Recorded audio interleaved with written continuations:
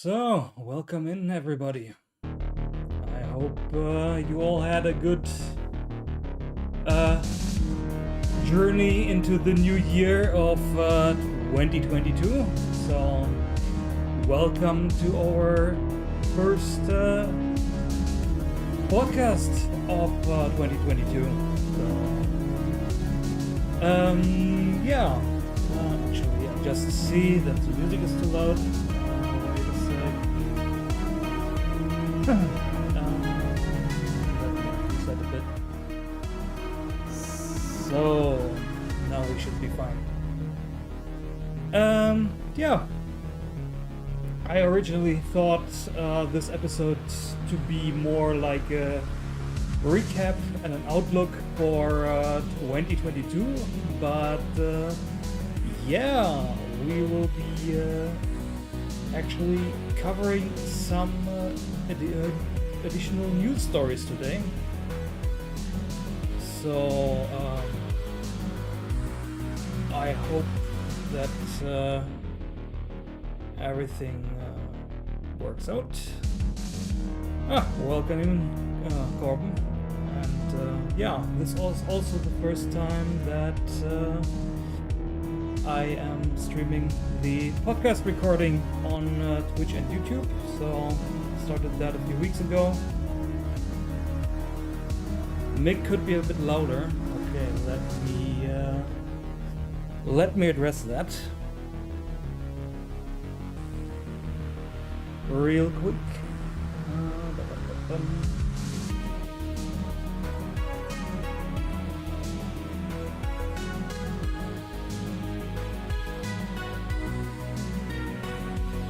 Oh yeah, the mic and oh, now I see what's going on.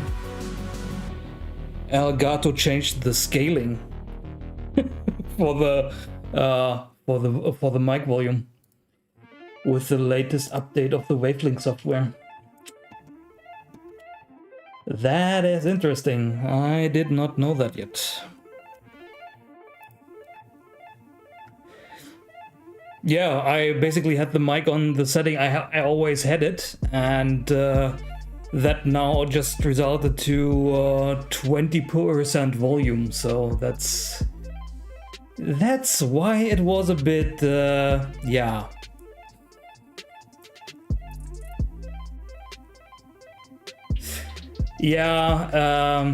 actually have to clean the cam because while searching lenses a few days ago, when I was trying to fix the green screen issues, actually my sensor got a bit dirty, and I did not have time to fix that yet. So it might be that you can see some smudges in this area here, but it might be that those are actually out of frame because I'm using a different lens now and I'm cropping this. And I have to, for this setup now, I have to use autofocus lock in the future, but I have not set up that yet. So I try not to move as much, and it should hopefully not be focusing as often. And so this is a temporary issue. So a bit work in progress. As everything at the moment.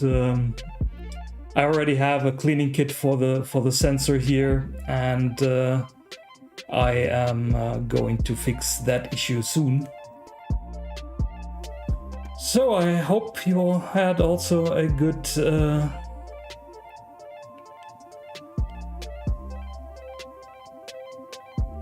yeah, I know that it's looking like it's zooming in and out. I know that. There is no quick fix for that at the moment, because I would have to redo everything. Switching lenses and so on and so forth. And I cannot easily go behind the camera. So we have to live with that for today's recording, sadly. So that will be addressed in the future. So, yeah. Yeah, well, what did I want to start off?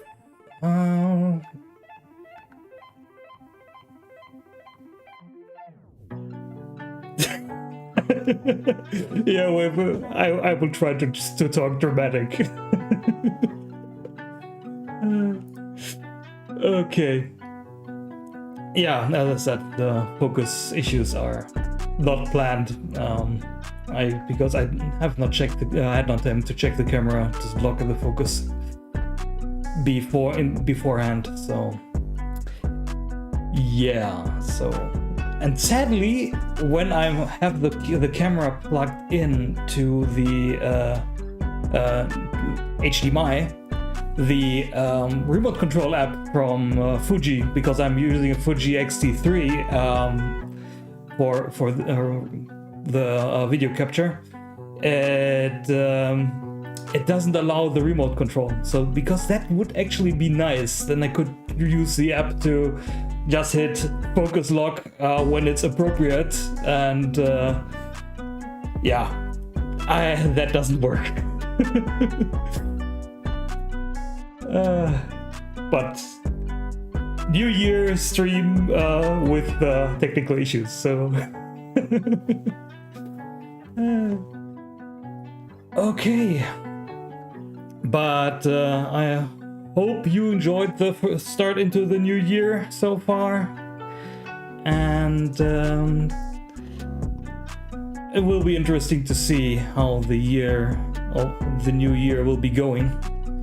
I will be going into my recap for last year, and what I think what will be the major topics that will be in our future next year or this year that will be relevant. I will go into that at the end of the podcast recording.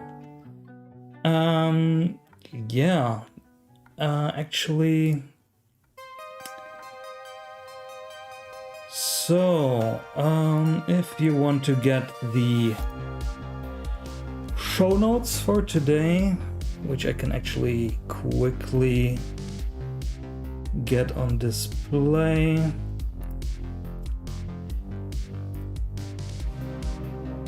Are these ones here?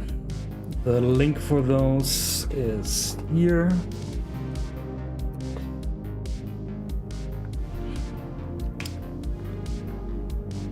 So, yeah, we will be going over topic-wise. Again, the topic that we had, I think, 2 episodes ago, the Apple self-service repair program.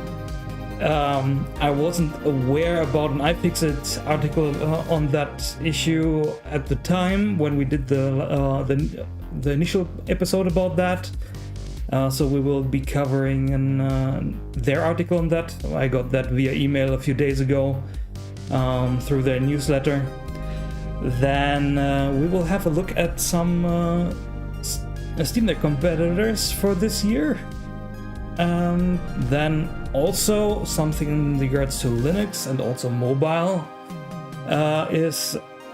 there is now a project that is part of the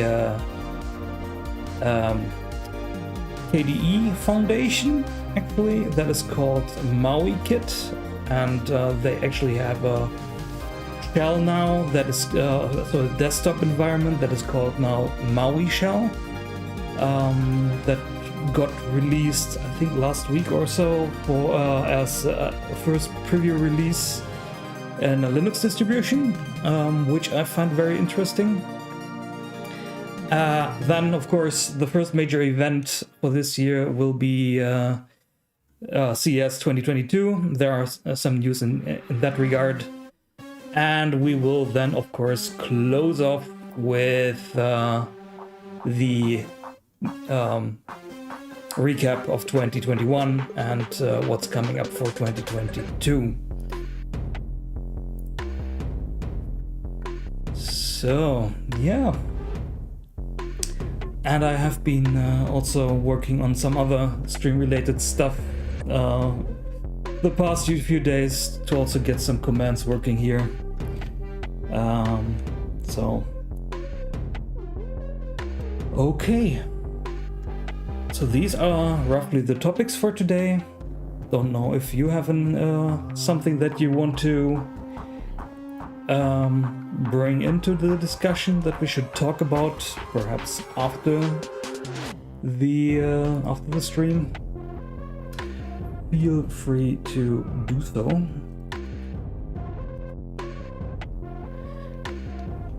Okay, let me quickly check here. Okay, perfect.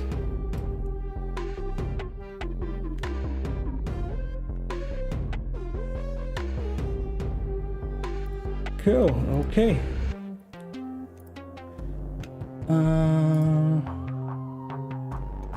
So I'm just quickly checking in regards to how many people are viewing at the moment, and see if we can start with the recording. Let me quickly check. YouTube, Twitch, I already checked. So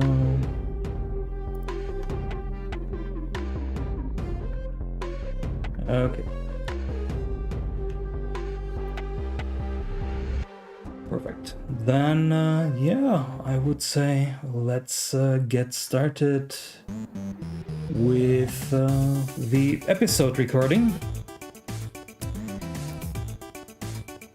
And in order to start that, I created myself a little new command, so you know when the recording starts.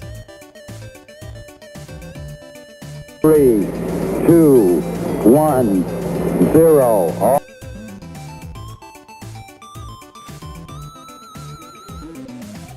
So, welcome in to my technology podcast, first episode of 2022. We have another year behind us, and initially I wanted to just discuss what happened in 2021 and what's coming up in 2022, but we have some news stories that I actually want to discuss today, and then we will close off today's episode with the discussion for last year and what's coming up this year. So I hope you enjoyed the episode, and if you want to follow along in regards to the articles that I will be referencing today, you can, if you are watching this on YouTube, Odyssey, or in podcast format, you should have the link to the show notes in the description. So if you're watching a video, it should be below. And the topics for today will be a revisit of the Apple self-service repair program.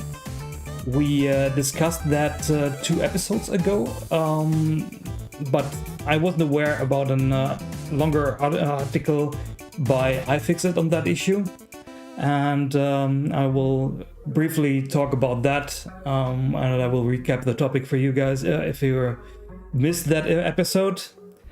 Then there was another announcement for a Steam Deck competitor at the end of the year, and we will look at some other competitors at that regard as well. Then the next topic, there was a Linux distribution release in the last 1 or 2 weeks in regards to a new shell, so a desktop environment that I found particularly interesting, which is called the Maui shell, and which is based on a KDE Foundation project called MauiKit.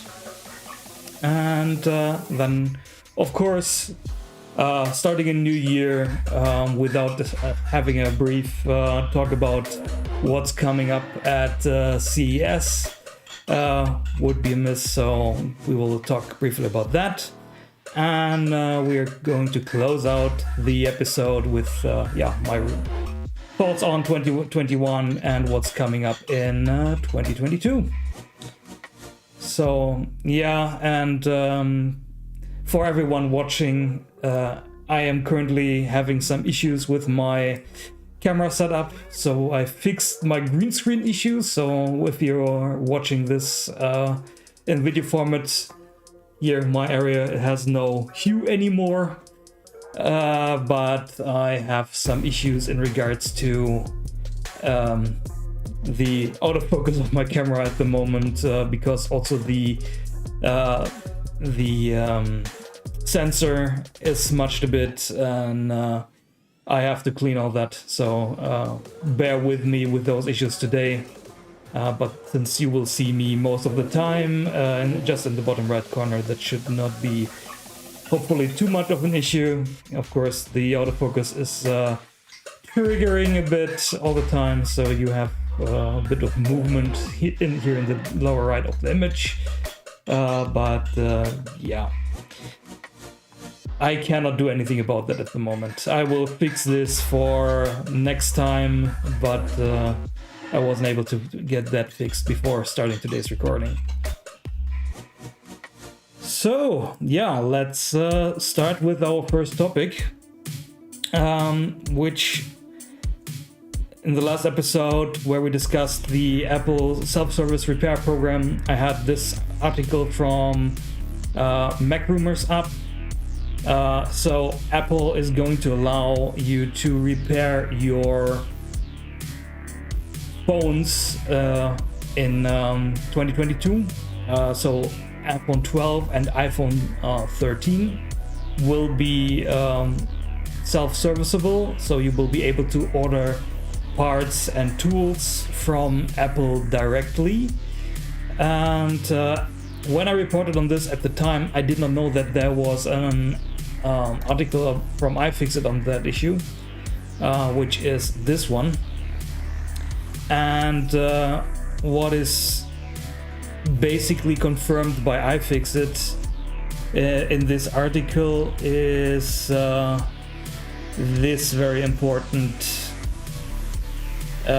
sentence. So Apple is modeling their self-service repair program after their infamously restrictive independent repair provider program. And what is restrictive about that is that when you want to do a self-service repair, you order the parts and tools directly from Apple, and you will then be required to return those tools and the previously damaged parts that you extracted from your device. So you will only be able to use Apple provided parts. You have to return those defective parts. So there is a much more effort involved in this program, and you can imagine if you're just a service repair shop, or if you want to just transfer parts from one phone to another because you have perhaps another defective phone which has a healthy part that you just want to use in another phone that does not have the defect that the other one has. So you can basically make two healthy phones out of two defective ones. That will be not possible under the terms of this particular self-service repair program, which in light of right repair is not what you actually want out of a program like this, because the intention should be to avoid devices landing on a landfill because perhaps their display is just broken, or they have a defective battery, and so on and so forth. These are all parts that are easily replaceable, and you definitely would be able to make healthy phones out of multiple defective ones, and therefore reduce all the devices that are landing on the landfill. Yeah, so that confirms the bad intonation that we already got when we discussed the self-service repair program in the initial episode. And yeah, let's hope that the self-service repair program evolves from this restrictive manner to what we're actually looking forward to seeing in regards to self-service repair.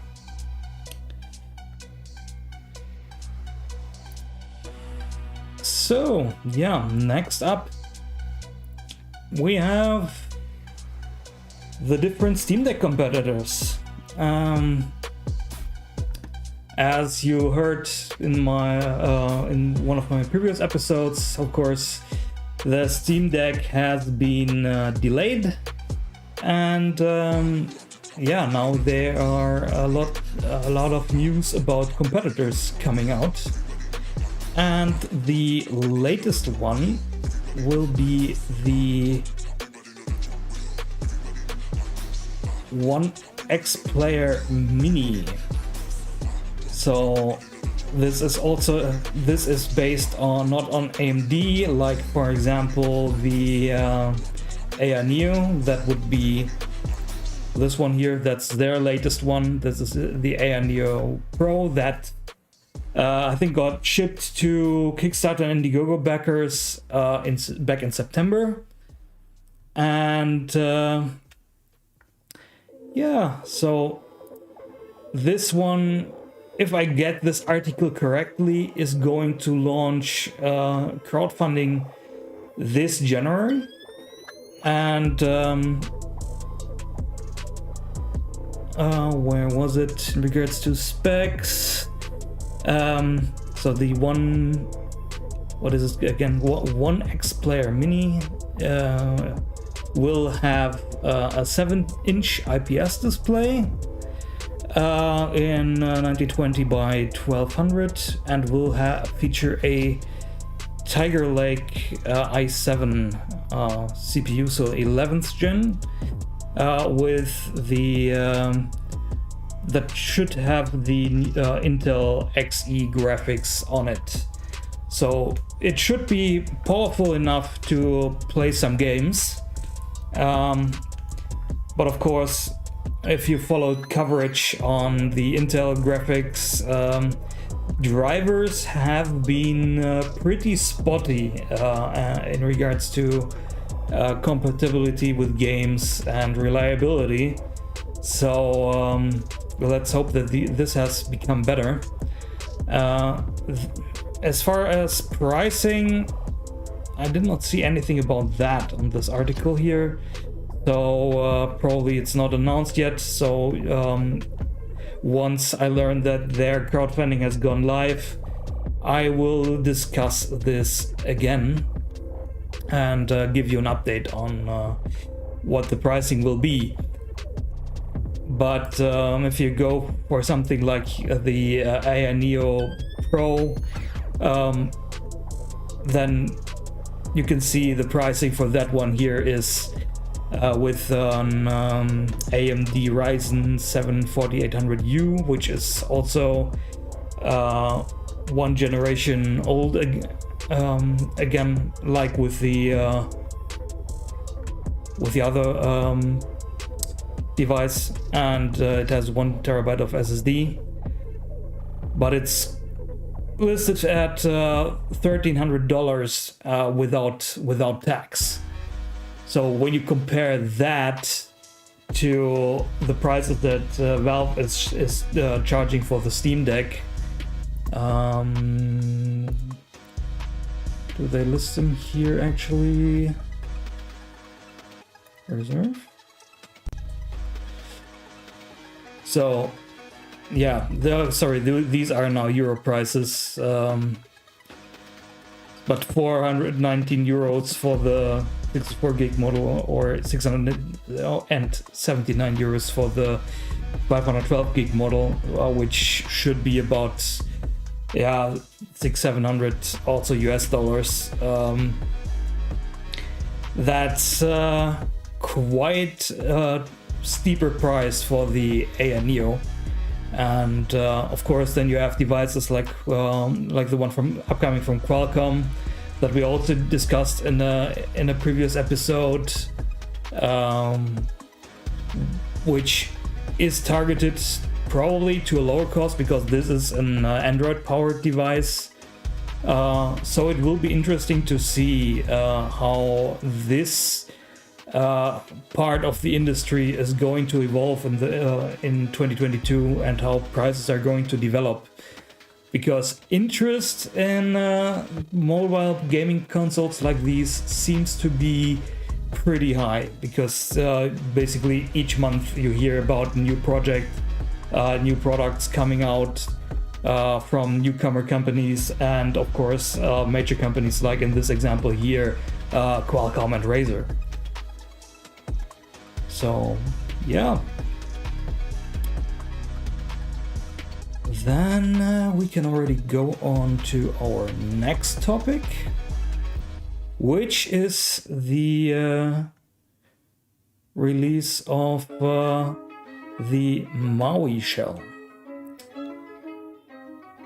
So, what is unique about this desktop environment basically is, and also the accompanying UI framework, which is MauiKit. And as you can see here, it is actually part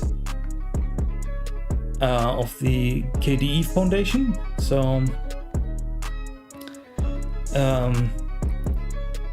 and what is interesting about this is that the user interface is designed for operating on desktops, tablets, and phones.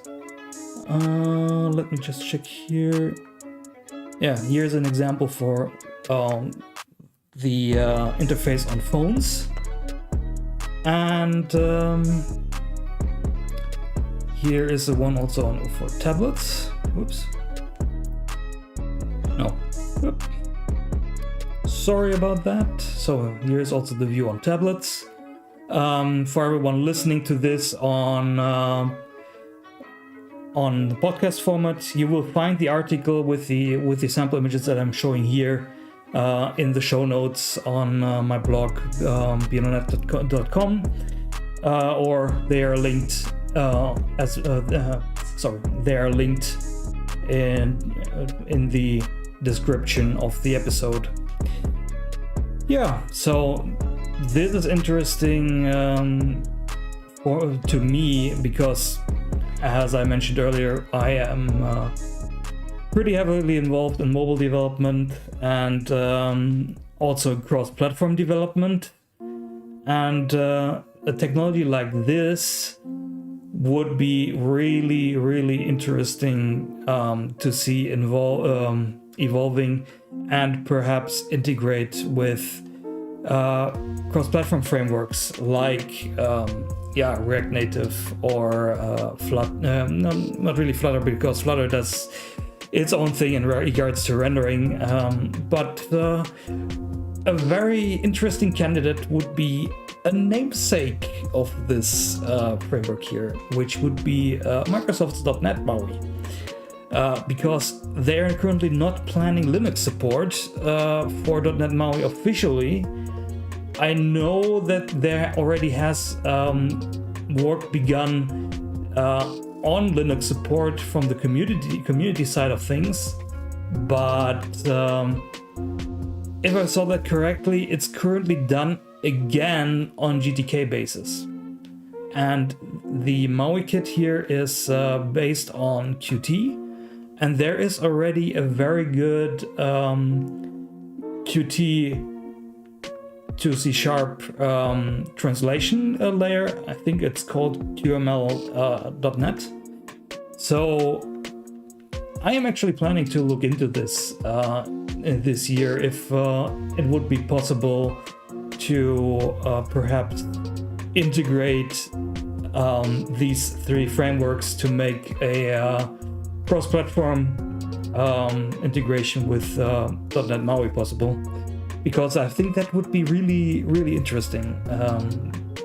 I wanted to look into that beforehand as well, but since .NET Maui also focuses on supporting all three, so desktop, mobile, in tablet and phone format, a technology, a framework like this could be actually pretty beneficial. And it's also cross-platform, so they're targeting various platforms at once with this as well. So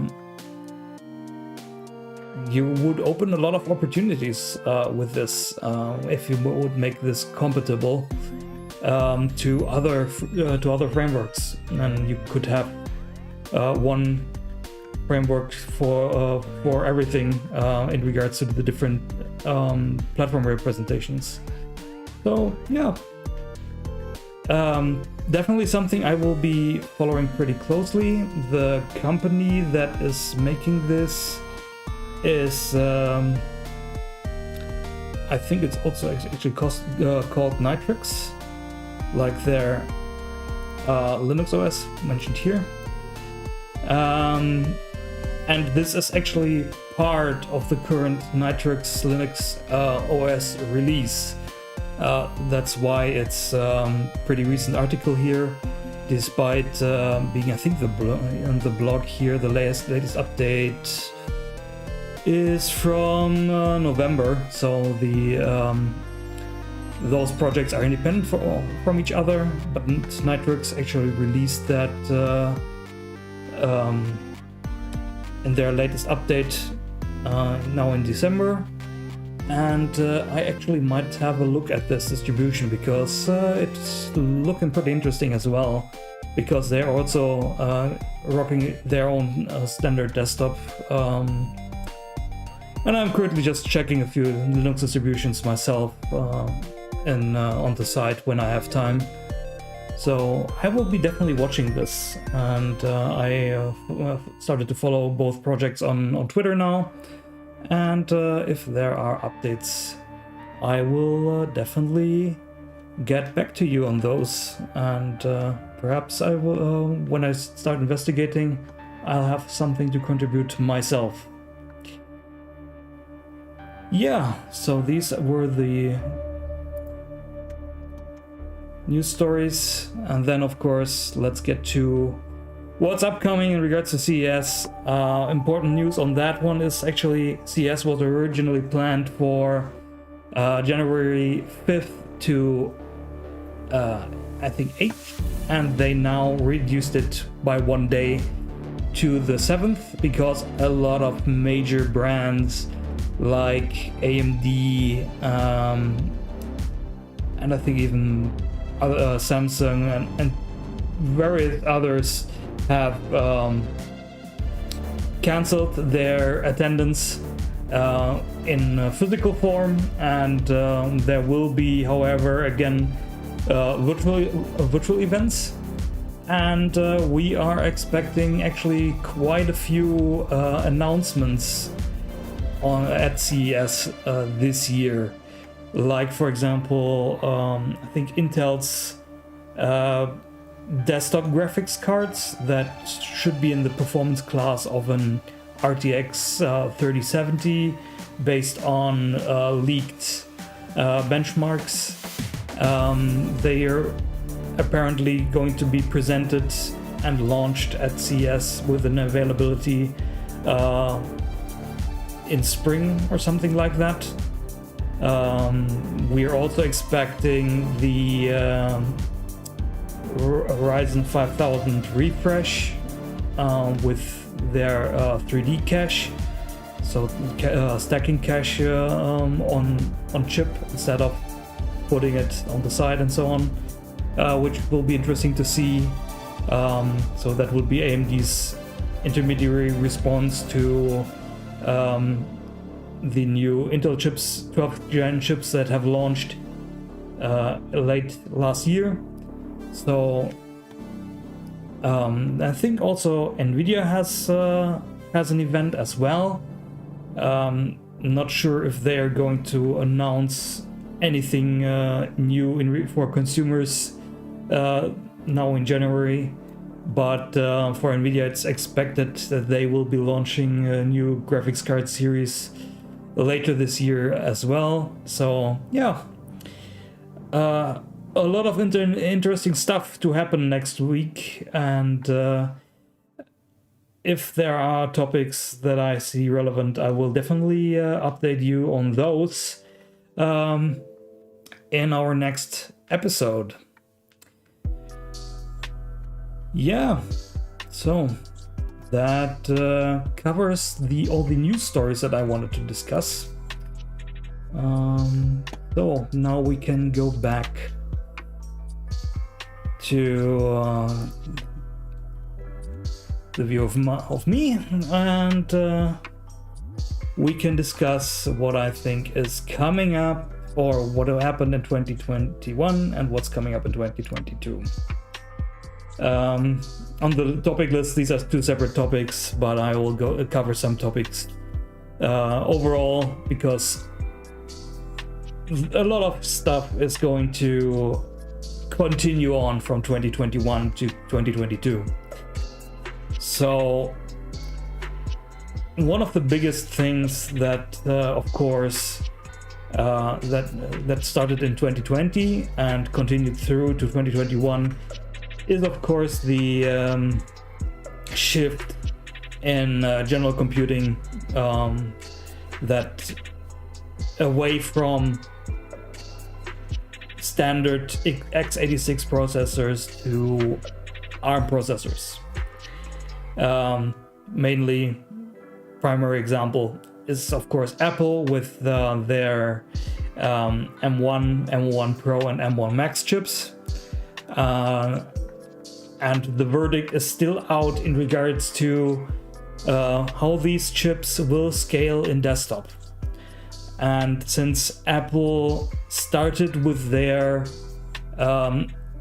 x86 to ARM transition at WWDC 2020, which was in June of 2020, we are almost at the end of their 2-year transition. So there are roughly 6 months or perhaps even 5 months left until this transition period is over. And we still have 2 major product lines that Apple did not update yet. And these are the bigger iMac, previously 27 inch, rumored to be in the future 32 inch, and of course the Mac Pro. And there are several rumors out in regards to what Apple is going to do for desktop, with coupling different M1 Pro, M1 Max CPUs and so on. Or what I theorize, that they will probably use those designs but basically spec them differently so you can send higher voltages through them, because I think the M1 Max is a 45 watt part, and you can throw a lot more power on through those chips, and probably get a much more performance out of them. So the question is really if you need to stack those chips right away, or if you just spec them differently. And of course, then it perhaps would not be the M1 because it's perhaps not mobile. I don't know what the M designator stands for, so nobody knows outside of Apple, I guess. And perhaps we are going to see a D1 or whatever they will be called for the desktops. So that's really a development that will be interesting to see. Then, of course, we had rumors last year about AMD also planning on developing and releasing M1 competitors. And leading over already, we have the whole discussion in the same space that NVIDIA wants to acquire ARM. So this is also, as we discussed in previous podcasts, something that is under investigation at the moment in the UK and in the US. In the UK because ARM is headquartered in the UK, and of course in the US because NVIDIA is headquartered in the US, and of course most of the competitors of NVIDIA that would be hampered by this acquisition are also located in the US. So these investigations are those two that we have to watch and see what is coming out of that.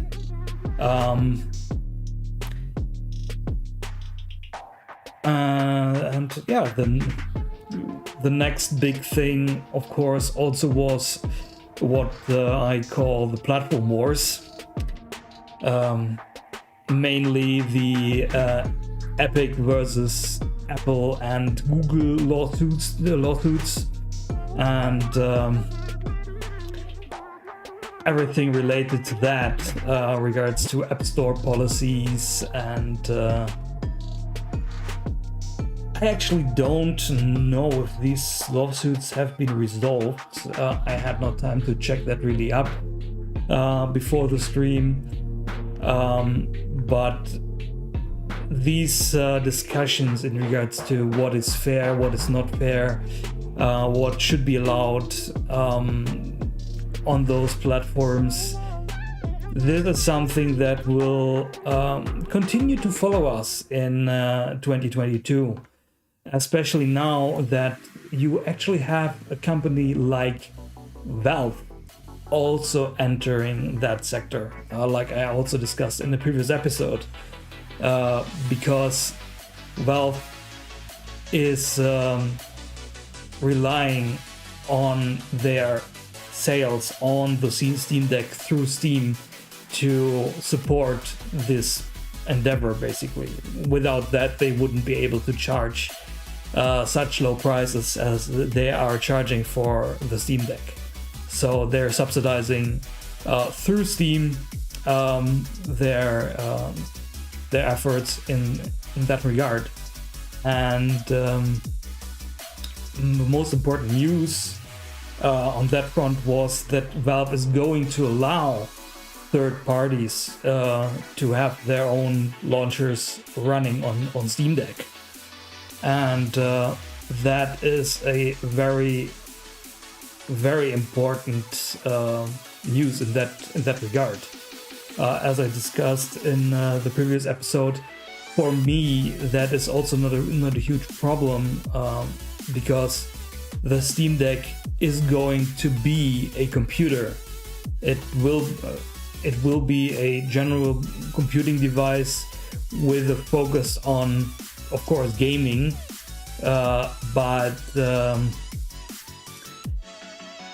it's not like it's a phone, a communication device that you perhaps need to rely on to call emergency services at one point. So the impact of perhaps having third-party software that is not properly validated for the device running on the Steam Deck is not a big issue like if it would be on an iPhone or an Android phone or whatever phone you're actually running. And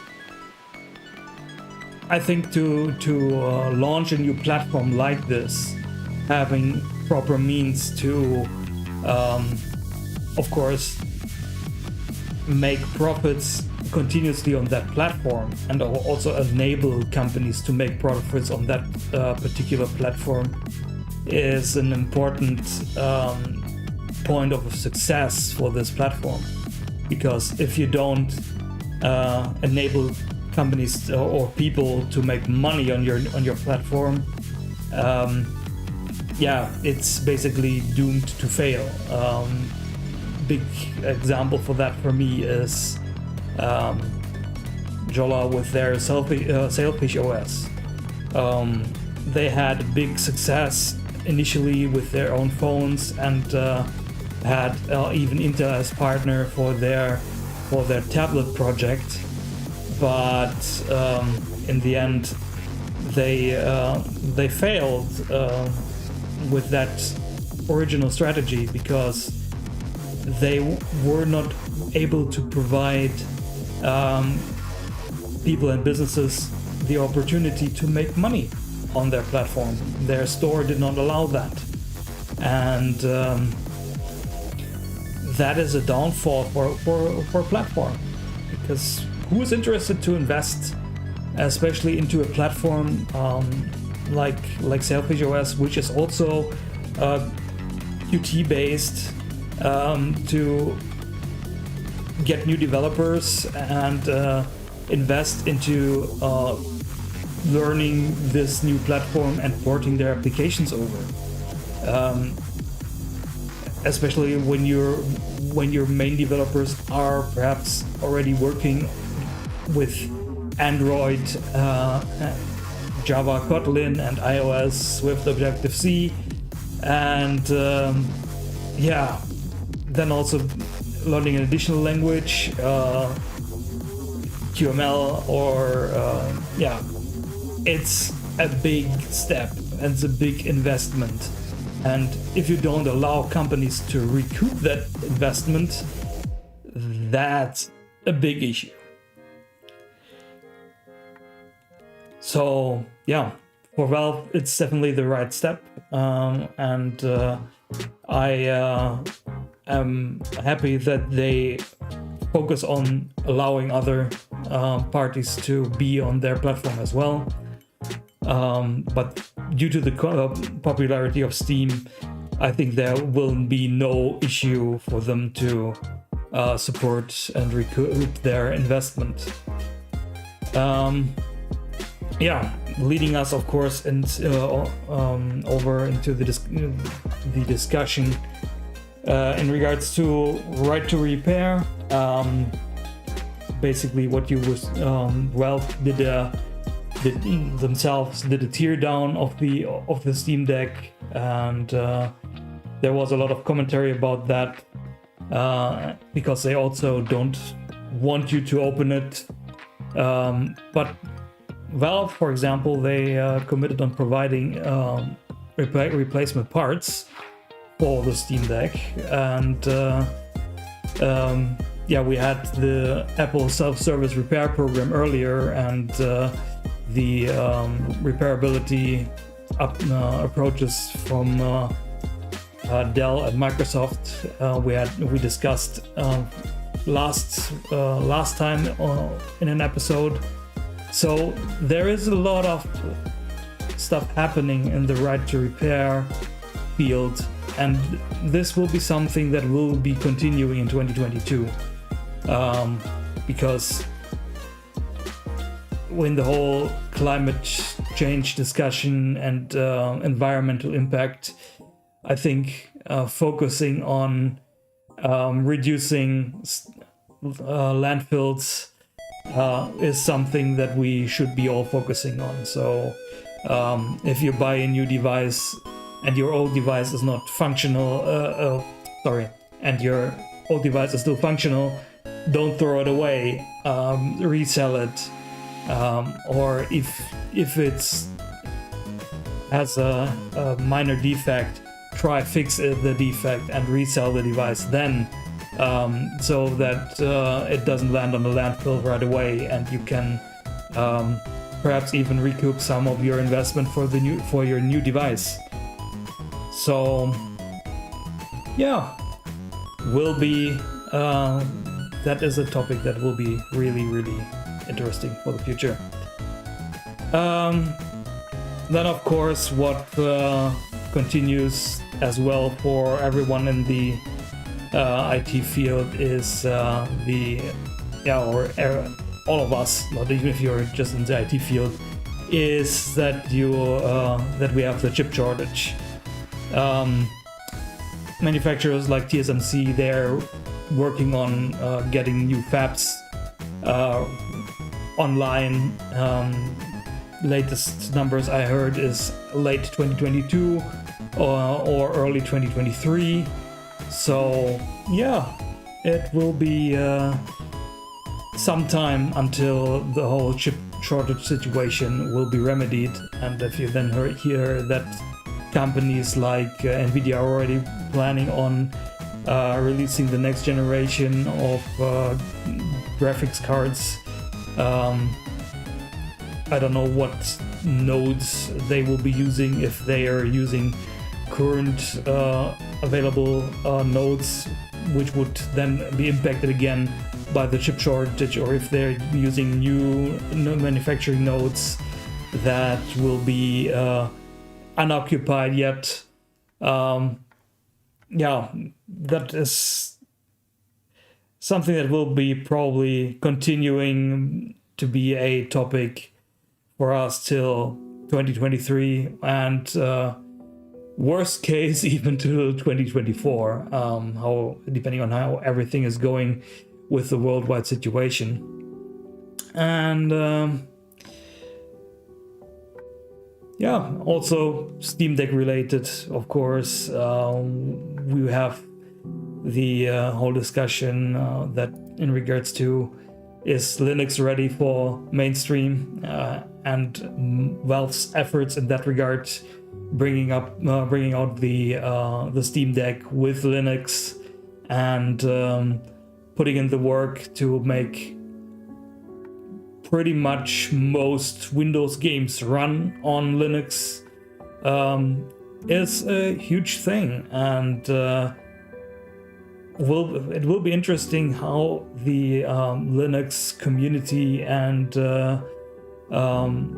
the industry into that regard will evolve in the next few years. So this is something that the Steam Deck really triggered to evolve, and this will be a development that will also continue to follow us into the next few years. And especially relevant, I think, that will be because Microsoft gets more and more restrictive with the consumer versions of Windows due to having or due to moving to a software as a service model for Windows. And yeah, so this is a lot of moving pieces in that in IT industry at the moment, and will be interesting to watch. And I will be updating you guys in regards to what's happening there, and perhaps we can have discussions on that later on. Yeah, last hot topic that also got a boost in 2021, and that will continue in 2022, is the whole field of augmented reality and virtual reality. Late last year, we had quite a few announcements in regards to our AR and VR headsets. Some of these we also covered in previous episodes of the podcast, and there will be a lot of new releases this year in regards to headsets. We have also new interesting games coming out for VR, like like hubris, which is already treated like the possible next Half-Life Alyx in the VR space. So basically the launch of the Oculus Quest 2 or Meta Quest 2 or whatever you want to call the Quest 2 now, prompted a lot of new developments, a lot more interest in the space. And I don't remember the tweet. I think Beat Saber actually tweeted on Christmas that they had the largest new number of new users this year on Christmas than ever before. And Beat Saber has been around in the VR space since I think 2016. So they have some comprehensive data on that regard. Yeah, so a lot of big topics that we discussed on the podcast continuing this year, and it will be interesting what is going to happen. And of course, everything is of course impacted by the general situation that we are facing with the pandemic right now, and let's just hope that 2022 will provide us with some kind of resolution in that regard. So these are my thoughts in regards to 2022 and 2021, and I therefore close down this episode for this week. Everyone watching on YouTube and Odyssey or via podcast in the podcast episode form,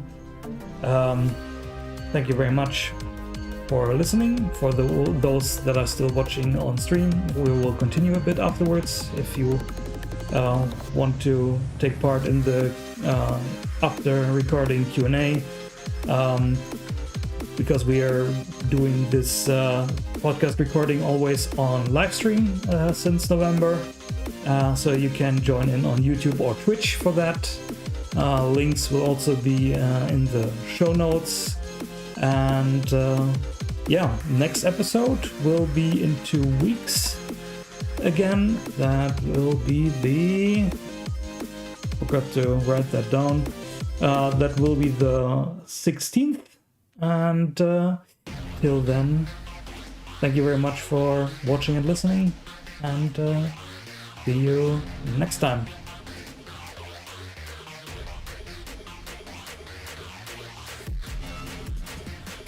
Okay, that was the podcast recording.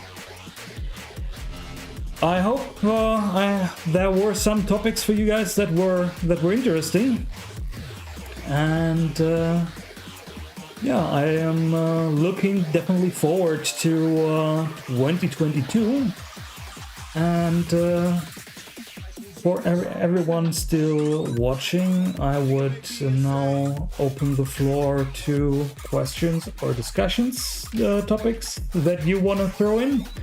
And yeah, we can cover those.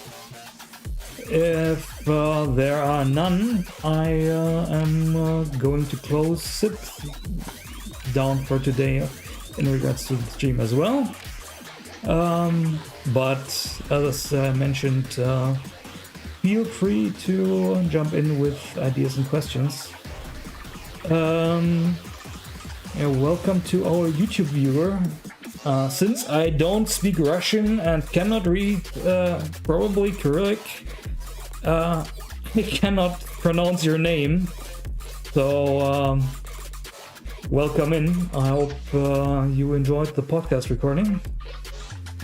And yeah, if you have questions, comments on the topics discussed today, feel free to jump into chat right now. And yeah.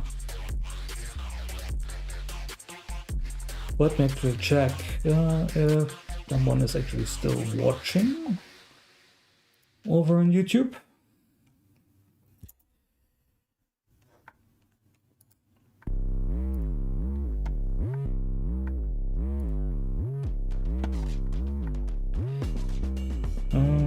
Does not look like it. So yeah.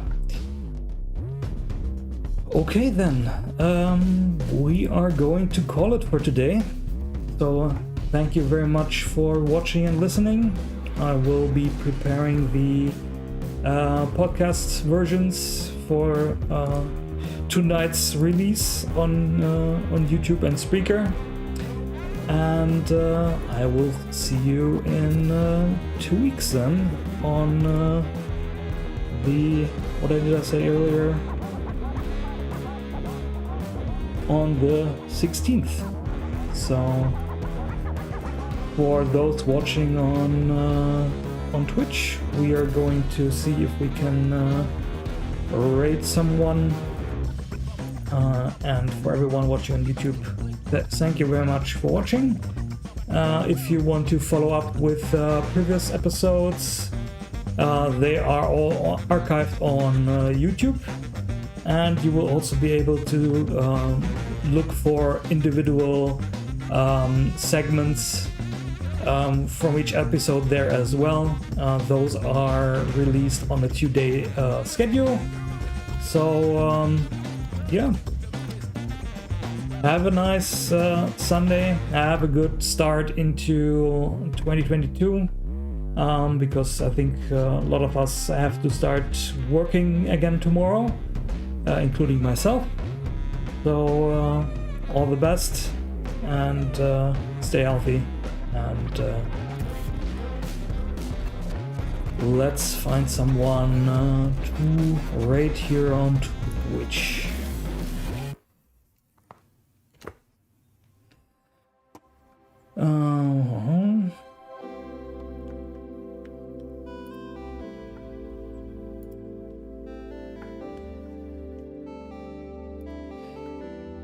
Okay, anybody that we know is streaming at the moment?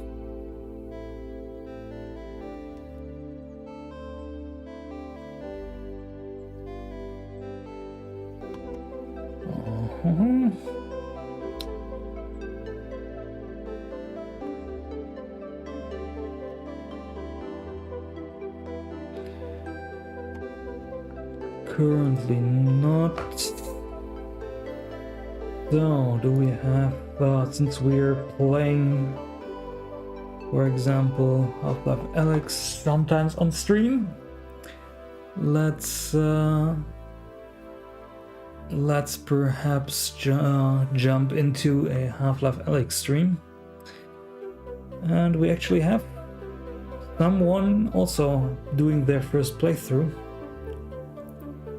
So, yeah, we are going to raid Rob 230 today. And yeah, so stay in if you want to see some Half-Life Alyx. Thank you very much for watching, and see you next time.